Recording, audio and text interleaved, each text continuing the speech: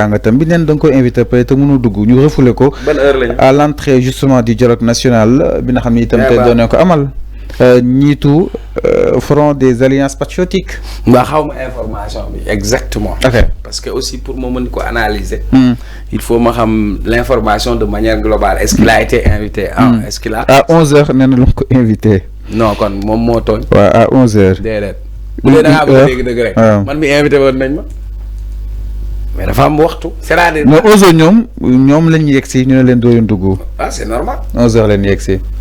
léegi nag pour ton waaw 9h la franchement invitation yi 9h la si l'invitation c'est au dialogue national. dañu joxe heure précise mise en place à 9h. donc en principe quand tu viens après 9h tu ne peux pas accéder. D'abord c'est pour des raisons de sécurité.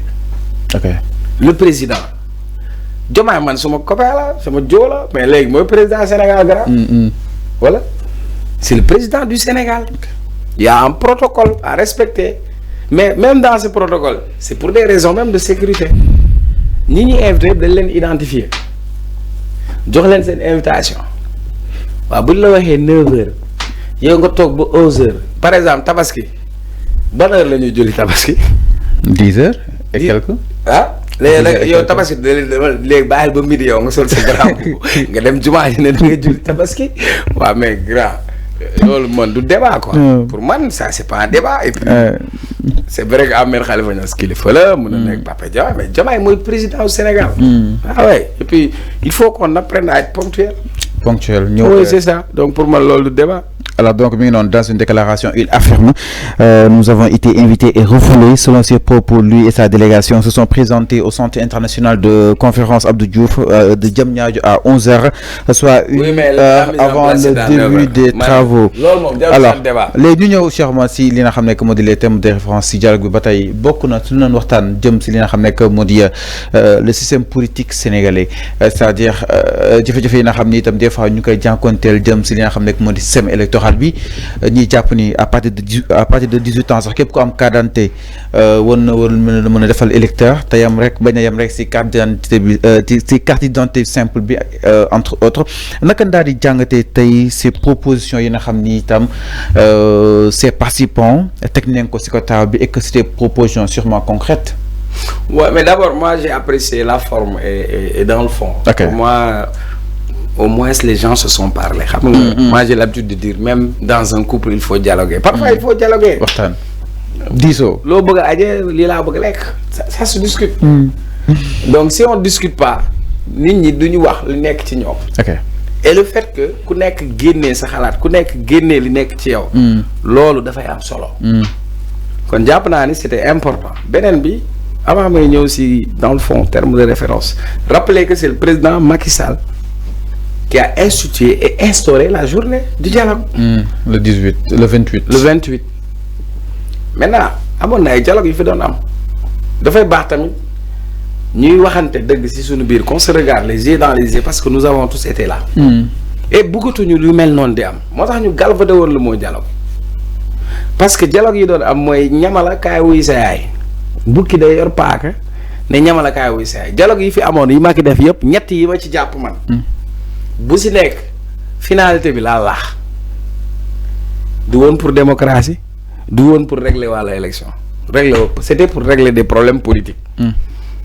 tëj na Karim Wade tëj na Khalifa Sall dóor na gars yi kaso yi ba affaire kii mu ne dialogue bi kañ la génnee Karim Wade Khalifa Sall. mais ni mu ko defee sax dafa ñaaw. Macky dem na ba élection 2019 bi jàll c'est-à-dire def ko avant élection de daa dem ba tëj Karim tëj Khalifa régler seen problème xoola ber leen ci géew bi doo ko woote dialogue ñu ne dialogue boobu c'était pour régler le problème des deux cas. Karim Wade Khalifa Sall. L'autre dialogue c'était quoi? C'était pour tas PDS tas yenn parti booy seet dialogue boobu bi mu paree PDS si la xar ñaar. Omar Sarr mooy coordonnateur mu dem Ablaye Wade ne yabaluñ ko ndekete ab plan la bu Macky lal ñu taf ñu génn ci dialogue bi mu teg gouvernement di ñëw xëcc Omar Sarr xëcc ñu nekkoon PDS ñoom Ablaye Sow ak ñeneen ak cadre PDS xëcc PDS xar ñaar donc Macky ay dialogue moom calcul politique la. stratégie yu mu doon lal la. dernier dialogue Macky Sall bi lal la woon. c'était pour isoler Ousmane Sonko dañoo jàpp Sonko tëj ko si kaso bi woote dialogue. daa bëggoon ñu am ñu bokk. ñoom Khalifa Sall ñoom. mais non boobu Karim. si la Khalifa Sall naan. naa bokk rek xam nga quelqu'un qui te dit naa bokk rek c'est parce qu'il n'a plus le choix. c'est-à-dire dafa mel ni man ma xiif nga ne ma loo bëgg a lekk. ma ne laa lekk rek loolu moo fi amoon. donc c'est soit il est dos au mur il contraint les gens. loolu moo fi amoon mais cette fois-ci kii mu ñëw mu ne il faut que affaire am sincérité il faut ñu waxtaan jafe-jafe est-ce que dañuy bàyyi ba egg fa doo ko waxtaane Macky il discutait des règles du jeu durant le jeu c'est comme en plein match nga ñëw changer les règles du jeu ça pose problème. ñii ak ñi leen war a jouer. merci léegi nag il faut que ñu établir les règles du jeu mais les règles du jeu benn nit waru ko def ce sera unilatéral. mais il faut que ñu dem dans la concertation je crois que la démarche elle est salutaire c'est une démarche inclusive et participative ensuite le discours du président dafa am benn phrase bu ma dégg. mi ban. arrière j'ai écouté et réécouté. il dit je suis le président garant de l'unité nationale je tends la main à toutes et à tous pour rassurer apaiser concilier réconcilier pour que ñu am une stabilité ce qui sera bien pour le développement socio-économique.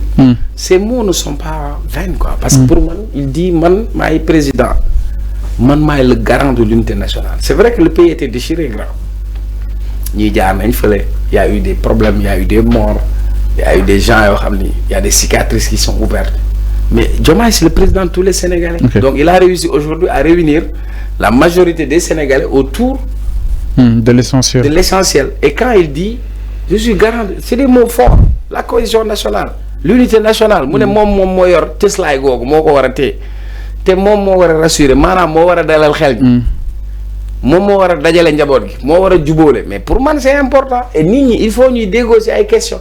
Fallou mën nañu bañ a bokk gis-gis mën nañu bañ a bokk xalaat mais am na foo xam ne mënuñu faa wute. tey kon c'est une nécessité qu'on appelle les acteurs politiques maintenant comme tu es revenu sur les TDR je crois que c'est hyper important qu'on en parle. D'abord en termes financiers élection ça coûte cher au Sénégal. On va avoir 47 candidats législatifs par exemple on va payer aux imprimeurs l'argent du contribuable des Sénégalais liste bu nekk ñu bind tur yi imprimé département bu ne ñu imprimé c'est des milliards qu'on injecte. Est-ce que ce ne serait pas plus nécessaire de faire le bulletin unique? Oui, bulletin unique. Mais au-delà du bulletin unique, parlons. Nous sommes à 273 partis politiques. Vous trouvez que ça c'est normal? Man ak yow léegi suñu neexee ñu créer mouvement tuddee ko mouvement tëgg sa bopp après point final. Est-ce que tu sais que bi ñu ne dañuy rationaliser les partis politiques ministère de l'intérieur 15 partis dem nañ wuti kayit. maanaam parti yi ñu reconnaître au Sénégal moo ëpp les partis légalement constitués mais un parti dafa am ay obligations ça veut dire ce qu'on appelle le code des obligations civiles et commerciales. Donc un parti c'est comme les associations dafa am ay règles édictées. war na am assemblée générale war na am le statut war nañu am le bilan mais aucun parti ne s'est conformé à la norme par exemple on doit parler de ça. Je te donne un exemple parti mooy jur parti bu juraat parti beneen parti bu juraat parti je te donne ay exemples yu simple PDS moo jur réew mi moo jur APR moo jur bokk gis-gis mën naa la continuer je donne juste un exemple PDS moo jur réew mi moo jur APR déedéet réew mi moo jur parti docteur Abdourahmane Diouf Awale moo jur Basu Déthié Fall moo jur Basu Thierno Bocoum PDS moo jur réew mi moo jur parti Abdourahmane Diouf moo jur parti Déthié Fall moo jur parti Thierno Bocoum voilà parti socialiste moo jur bu Khalifa Sall tey moo jur bu Barth bu Khalifa Sall bi jur na Basu mouvement Ababacar Mbaye conviction donc on se retrouve avec des ramifications. am na xel fa ñax tey laa soo xam ne dafa am parti. des clatements de petits clatements de micro partis dans les micro partis. Donc finalement nous on se retrouve pas donc même le Sénégalais nit day da ngay mer ngemb da ngay ànd ak diw neexalatu la nga dem léegi par exemple PDS moo jul boo gis-gis bu Pape Diop boo gis-gis bu Pape Diop kalaate na Moussa Diakhaté créé na mouvement bu tudd mel ci biir boo gis-gis la génne voilà APR tey bi Macky daanoo ñaata parti la jóg Mame Boye Diao dem Mame Boye Diao am na Abdoulaye Diouf Sarr am na Aly Ngouille Ndiaye am na Aïssata Tall am na Aïssata Tall Sall parti social la jóge Aïssata Tall Sall elle vient du parti socialiste donc finalement on se retrouve dans la sphère politique où chacun en termes de représentativité ça pose problème ensuite il y a des partis yoo xam ni am nañ 30 ans musuñu dem élection ñoom langaamu la ñuy nekk am nañu bokk ci Diomaye président am ñetti nit Moussa Diop AG jot na ñaar nit la demul élection Podor jàllul mais léegi da ngay bokk ci benn affaire da ngay peese ànd nga ak Macky nga waa jeexal xam nga loolu nga ŋarale xool affaire fu mu nooyee nga tegu fa nga dem ñooñu ne la législative dañuy dem ak suñu bopp nga changer posture. il faut qu'on raisonne grand réew dañ koy doxal mais tey ministère de l'intérieur daa am problème am na parti yoo xam ne xamul fan mooy seen adresse seen siège social il faut qu'on règle. te loolu lépp c'est des obligations yoo xam ne te war nañ ko respecter. mais c'est des obligations qui doivent être respectées mais am parti warul yombee noonu sax. ensuite tey ay mouvement tey rek ñetti mouvement juddu na. bi ma yeewoo gis naa mouvement Abba Mbaye Bougane créé waan na mouvement beneen bu bees. voilà Barth créé na mouvement suba dina amaat beneen. front yi man sama jabar sax neen day créé mouvement nopp sa jëkkër. yëpp donc il faut que ñu régler réew mi nag grand. beneen question bi ngay wax. moi je me suis toujours battu pour que les jeunes participent man très jeune je me suis politisé. j'ai eu des mandats électifs. conseil municipal xam naa processus électoral. J'ai été au cœur du dispositif électoral. J'ai été siégeant, j'ai été mandataire, j'ai même formé des siégeants. kon xam naa. dañu am yu ñu doon def 18 ans bi xam nga lu ko indi Abdoulaye Wade moo ko indi Abdoulaye Wade à un moment donné mu nekkoon chef opposition boobu ay jeunes rek ko koy topp soo pii mooy taay paa bi nekkee ndelam bi rek. mais pouvoir parti social dañoo xam ne Abdoulaye Wade jeunes yi rek koy voté ñu ne ko amul 21 ans doo voté. Wade avait compris que dem na élection looloo koy xañ parce que jeunes yi ñoo ko toppoon mais suñu demee jeunes yi duñu voté loolu lañ doon Abdoulaye Wade mënut a gagné parce que jeunes yi duñu voté Abdoulaye Wade di fight ba ñu jëlee majorité électorale ñu ne léegi nekkatul 21 ans léegi ku am 18 ans. mën nga voter parce que tu es devenu majeur quand tu es majeur tu dois pouvoir voter. moo tax ma lay wax bu ñu fàttee nitu démb yi nga xam ne liggéey nañ ba yëf yi egsi fi mais tey cette fois-ci da ngay ñëw ñu bind la ne peut pas voter c'est un problème d'abord du point de vue économique ñu defal la carte d'identité fay ci xaalis bu dul jeex suba ñu war a defaraat carte électeur fay ci xaalis c'est un problème kon nit ki soo amee 18 ans bi ñu koy defal carte d'identité ñu intégrer waale ci carte électeur directement. ça peut se faire et ça doit se faire. parce que les primo-votants dañoo bokk ci réew mi ils doivent voter. bul alors yaa ma dugal ci sa TDR. man ay points yi mu la c'est d'ordre technique. beneen bi.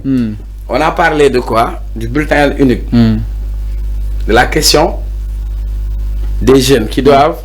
voter à 18 ans mu ne nañ ko waxtaane ñu ñëwaat ci rationalisation des partis politiques.